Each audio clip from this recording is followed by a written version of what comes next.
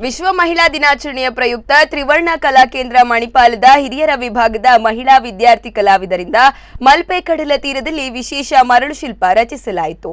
ಶಿಕ್ಷಣವೇ ಪ್ರಧಾನವೆಂಬಂತೆ ಪುಸ್ತಕದಿಂದ ಎದ್ದು ಬಂದ ಮಹಿಳೆಯನ್ನು ಕೇಂದ್ರೀಕೃತವಾಗಿರಿಸಿ ವಿವಿಧ ವೃತ್ತಿಯೊಂದಿಗೆ ಸಮಾನವಾಗಿ ನಿಭಾಯಿಸಬಲ್ಲ ಶಕ್ತಿಯನ್ನು ತೋರಿಸುವ ಸಂದೇಶದಡಿಯಲ್ಲಿ ಮರಳು ಶಿಲ್ಪ ರಚಿಸಲಾಗಿತ್ತು.